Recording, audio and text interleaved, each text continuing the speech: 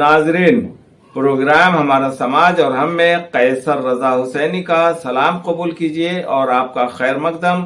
आप देख रहे हैं सदाकत न्यूज नेटवर्क। नाजरीन, आइए आपको एक अहम मसले की तरफ मुतवज्जे करें जिसे पेश कर रहे हैं हमारे साथी सुल्तान रजा रिजवी।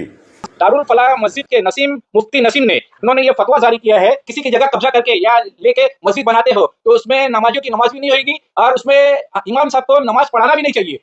बाकायदा उन्होंने लिखा हुआ है तो नमाज पढ़ाना भी नहीं चाहिए। वो सिर्फ एक स्ट्रक्चर है, मस्जिद नहीं है। वो जो एक ढांचा है वो मस्जिद नहीं है। इसमें इमाम साहब को नमाज भी नहीं पढ़ाना चाहिए, जबकि इमाम साहब को सब मालूम है कि ये मस्जिद का मसला क्या चल रहा है। लेकिन फिर भी वो इमाम साहब है, उनको भी अल्लाह रसूल को खौफ नहीं है, डर नहीं है। वफा पार्क में परवेज शेख नामी बिल्डर की जमीन पर बनी है मस्जिद उमर। वफा पार्क का बिल्डर जमीन को हड़प कर तोड़ना चाहता है परवेज शेख की कमर। मैं सुल्तान रिजवी और आप देख रहे हैं डीडीएस टीवी न्यूज। दर्शकों, एक तो चोरी और ऊपर से सीना जोरी, यानी जमीन किसकी, उस पर मस्जिद किसने बनाई और जमीन का सर्वे हुआ, किसके हक में फैसला आया, किसके नाम रजिस्ट्री है, इस सब के बावजूद वफा पार्क में जो मस्जिद उमर बनी हुई है उस पर बिल्डर का दावा है कि ये हमारी जमीन पे है जो वफा पार्क का बिल्डर है।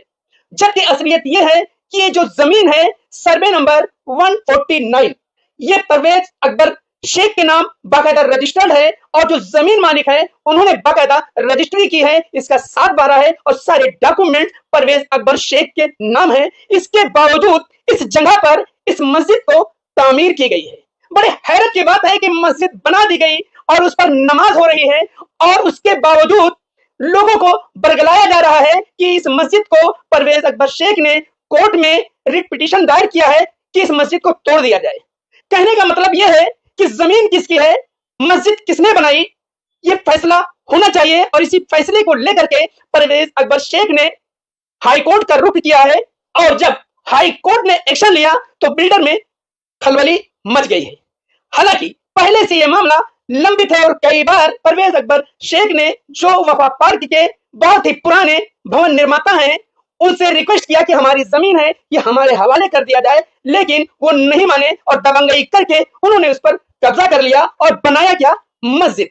अब बड़े हैरत की बात है कि इस मस्जिद पे जो नमाज हो रही है इस पर एक मौलाना ने जो पेश इमाम है उन्होंने फतवा दे दिया कि नाजायज तरीके से जमीन पर अगर कोई मस्जिद बनाता है और उस पर कोई नमाज अदा करता है तो नमाज सही नहीं है। कहा यह जा रहा है परवेज अकबर शेख से कि ये मस्जिद है, जाने दो, छोड़ दो। उनका ये कहना है परवेज अकबर शेख का हमको मुआवजा दे दो, दूसरी जगह जमीन दे दो, हमको मस्जिद से कोई दुश्मनी नहीं है।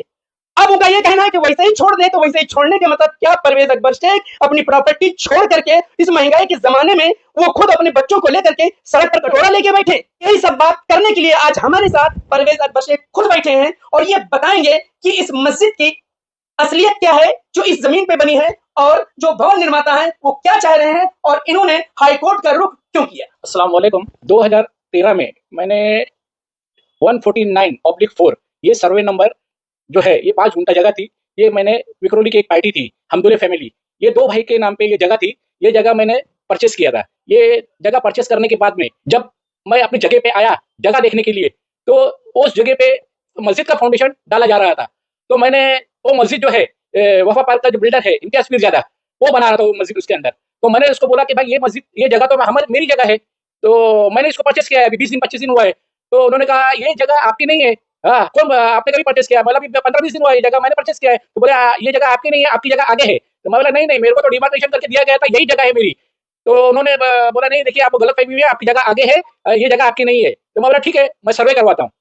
तो मैंने TLR में सर्वे के लिए अर्जी दिया। जो सर्वे ऑफिसर है वो वफा पार्क में आए सर्वे करने के लिए, इम्तियाज पीरजादा, इसने मेरे को सर्वे करने नहीं दिया। उसने ये सर्वे को उस दिन टाल दिया।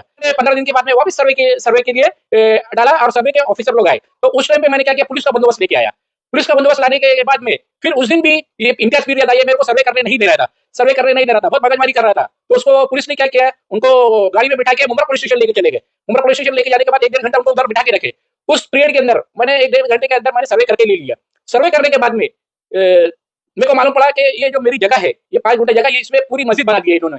मैंने सर्वे के जो ऑफिसर है उनसे पूछा तो उन्होंने मेरे को बताया कि आपकी जगह है ना इसमें पूरी मस्जिद बन गई है। तो बोला ठीक है। 1 घंटे के बाद में इम्तियाज पीरजादा जब पुलिस स्टेशन से आया तो हम लोग उधर खड़े थे जगह के पास में। तो उन्होंने क्या कहा कि आपकी जगह तो गई ना मस्जिद के अंदर, तो बोला ऐसा कैसा चलेगा मेरी मस्जिद के अंदर? तो ठीक है, अगर आपने मस्जिद बनाया है तो मस्जिद के जगह के बदले मेरे को आप जगह दे दो, किधर आपके पास हो जगह इधर, हाँ तो जगह के बदले जगह दे दो। तो बोले नहीं मेरे पास तो कोई जगह नहीं है, मैं तो सब जगह बेच चुका हूँ और थोड़ी बहुत जगह है, एक दो बिल्डिंग है, मेरे को टीएमसी बनाना है। तो मैं बोला अभी आप जगह भी नहीं दोगे, मेरी जगह कब्जा करके बिल्डिंग भी बना लो, एक मस्जिद भी बना दोगे, हाँ तो ऐसा तो होएगा नहीं। तो मैंने उनको बहुत बोला, लास्ट में मैंने उनको एक ऑप्शन दिया कि चलो ठीक है, मेरे को एक काम करो, अब जो मेरा जगह का मुआवजा है वो दे दो मेरे को। तो उन्होंने वो कुछ जवाब ही नहीं देते थे मेरे को, और बात को हमेशा टालते रहे। आज 2013 से लेकर आज 25 से 12 साल हो गया, मैंने उनको बहुत समझाया, लेकिन नहीं, ना वो मेरे को जगह देते हैं ना मेरे को उसका मुआवजा दे रहे। तो ठीक है, मैंने बोला कि अभी लास्ट में मैंने क्या किया कि 2025 में मैंने हाईकोर्ट में पिटीशन दाखिल किया। पिटीशन दाखिल करने के बाद में म्यूनसिपालिटी ने मस्जिद का सर्वे किया, और मस्जिद का सर्वे करने के बाद में उस मस्जिद को उन्होंने इलीगल घोषित किया है कि भाई ये मस्जिद जो है इलीगल है, और उसकी रिपोर्ट जो है हाईकोर्ट को उन्होंने सौंप दिया है।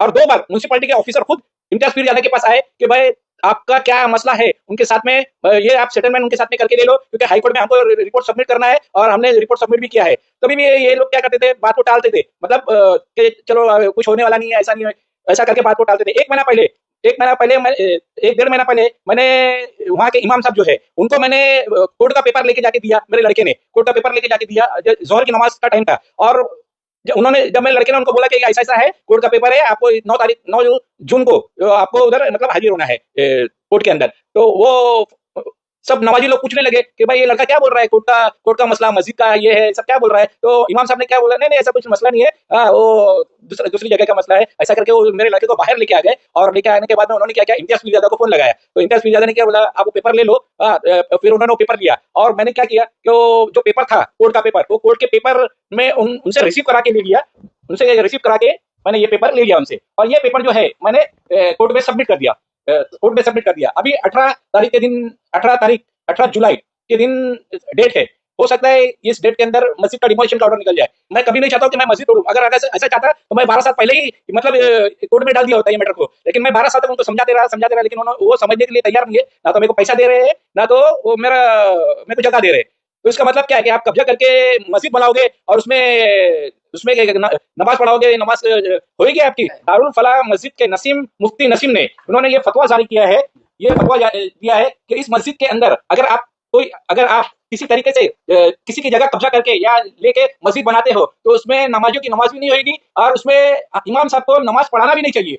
बाकायदा उन्होंने लिखा हुआ है, तो नमाज पढ़ाना भी नहीं चाहिए, वो सिर्फ एक स्ट्रक्चर है, मस्जिद नहीं है। वो जो एक ढांचा है वो मस्जिद नहीं है, इसमें इमाम साहब को नमाज भी नहीं पढ़ाना चाहिए। जबकि इमाम साहब को सब मालूम है कि ये मस्जिद का मसला क्या चल रहा है, लेकिन फिर भी वो इमाम साहब है, उनको भी अल्लाह रसूल को खौफ नहीं है, डर नहीं है। और अभी जुमा के दिन 3 तारीख के दिन मैंने न्यूज डाला हूँ, और 4 तारीख के दिन जुमा था। जुमा के दिन लोगों ने इम्तियाज पीर यादव को बुला के थक गए, वो आया नहीं।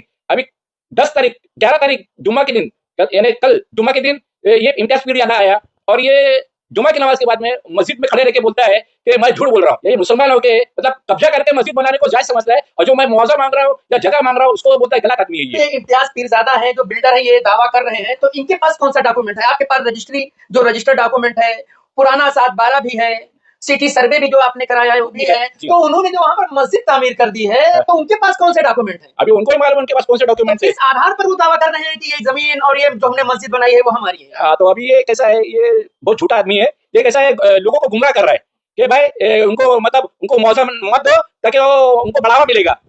ये मुसलमान है, कब्जा करके जगह जो है मस्जिद बनाएंगे वो सही है, उसको सही ठहराते हैं, और जो मुआवजा मांग रहा है तो उसको ये गलत ठहराते हैं। ये जो जगह है ये 7/12 हमदुल्ला फैमिली की 2 भाइयों के नाम पे है, उससे मैंने ये जगह खरीदा है। ये रजिस्ट्रेशन मैंने करवाया। रजिस्ट्रेशन जब होता है, जब 7/12 आपके नाम पे होगी जगह, तो ही वो रजिस्टर होता है, नहीं तो होता नहीं है। ये मेरा रजिस्ट्रेशन डॉक्यूमेंट है। कितना साल हो गया आपको इस जमीन को लिए हुए रजिस्ट्रेशन कराया? ये 2013 में मैंने ये जगह परचेस किया था, और उसी टाइम पे रजिस्ट्रेशन भी करवा लिया था। रजिस्ट्रेशन करवाने के बाद 15-20 दिन के बाद मैं जब उधर वफा पार्क में गया मेरी जगह देखने के लिए, तो ये मेरी जगह के अंदर मस्जिद का फाउंडेशन डाल दिए थे, और मेरे को बोलने लगे कि इधर मतलब आपकी जगह इधर नहीं है, आगे है। मतलब नहीं, मेरी जगह इधर ही है। तो बोले मेरी जगह इधर ही है, तो वो बोले नहीं आपको गलतफहमी हुई, आपकी जगह उधर है, इधर नहीं है। मतलब नहीं, मेरे को डिमार्केशन करके उसने दिया, यही जगह मेरी है। ठीक है, अभी जो है सारे डॉक्यूमेंट्स हैं आपके पास, और एक तरफ आप जो दावा कर रहे हैं कि हमारी जमीन है, तो उसके सारे सबूत आपके पास हैं, और आपने जो है उच्च न्यायालय की तरफ रुख किया है, और न्यायालय से आप फरियाद कर रहे हैं। इतना सब होने के बावजूद अगर आपको इंसाफ नहीं मिलता है, और ये मस्जिद जो है कि जगह के बदले आपको दूसरी जगह नहीं देते हैं, उसका मुआवजा नहीं मिलता है, तो अगला कदम आपका क्या रहेगा? आखिरी कदम आपका क्या रहेगा? अभी मैं तो कोर्ट से ही जो कुछ करूंगा, कोर्ट से ही करूंगा, और मेरे को पूरी न्यायालय से पूरी उम्मीद है कि वो जो भी इंसाफ करेंगे वो सही करेंगे और मेरे हक में इंसाफ होएगा। दर्शकों, हमारी बात हो रही थी परवेज अकबर शेख से, सारी बातें उन्होंने बताई इस मामले को लेकर के, और उन्होंने आखिर में ये कहा कि हमको उच्च न्यायालय पर पूरा भरोसा है कि वहां से न्याय मिलेगा। इसमें कोई शक नहीं कि इस वक्त हाईकोर्ट नाजायज जमीन पर अवैध निर्माण को लेकर के काफी गंभीर है। आपने देखा होगा एबी के कंपाउंड जहां पर दर्जनों इमारतें थी उसको मिसमार कर दिया गया, उस पर बुलडोजर चला दिया गया, और कई इमारतों पर जो है खतरा मंडरा रहा है। ये हाईकोर्ट ने संज्ञान लिया है कि किसी की जमीन पर नाजायज तरीके से अगर कोई इमारत अवैध रूप से बनाता है तो उनको बख्शा नहीं जाएगा, उस पर बुलडोजर चलना तय है, जिसका हक है उसको मिलना चाहिए। इसी तर्ज पर ये जो वफा पार्क में जो जमीन है और जो बिल्डर है वफा पार्क में जो परवेज अकबर शेख के साथ बेवफाई कर रहा है, तो शायद ये सरासर गलत है और उच्च न्यायालय इसको जरूर जो है गंभीरता से लेकर के और इनको न्याय देगी, इसमें कोई शक नहीं। लेकिन यहां पर अफसोस वाली बात यह है कि एक मस्जिद है और उस मस्जिद को कोर्ट ने बाकायदा म्युनिसिपल कॉर्पोरेशन ने नाजायज बता दिया है। अब अगर ये नाजायज है, अवैध है, तो यहां पर जो नमाजी हैं, नमाज पढ़ते हैं, क्या वो नमाज जायज है? जो इमाम नमाज पढ़ाते हैं क्या नमाज सही है? हालांकि एक दूसरे इमाम ने बाकायदा फतवा दे दिया है कि ऐसी जगह पे जो मस्जिद बनाई जाती है और जो विवादित हो उस पर नमाज पढ़ना सही नहीं है। फिर भी जो बिल्डर है इम्तियाज पीरजादा, वो जुमे की नमाज में लोगों को समझा रहे हैं कि सरासर ये गलत है और इसको जो है मस्जिद तोड़ने की बात कर रहे हैं, इस पर कब्जा करने की बात कर रहे हैं। हालांकि उनके पास ऐसी कोई सबूत नहीं है जिस आधार पर वो बात कर रहे हैं, लेकिन जो दावा कर रहा है, जो उसका मूल मालिक है जमीन का परवेज अकबर शेख, उनके पास सारे डॉक्यूमेंट हैं। फिलहाल ये मामला उच्च न्यायालय में जा चुका है और उम्मीद है कि इनको हाई कोर्ट से न्याय मिलेगा। सदाकत अखबार सिर्फ अखबार ही नहीं, आपका दोस्त भी है। इसे पढ़िए और दोस्तों को भी पढ़वाइए। ताजा अपडेट के लिए देखते रहिए सदाकत न्यूज नेटवर्क। हमारे चैनल को लाइक कीजिए, सब्सक्राइब कीजिए और शेयर कीजिए।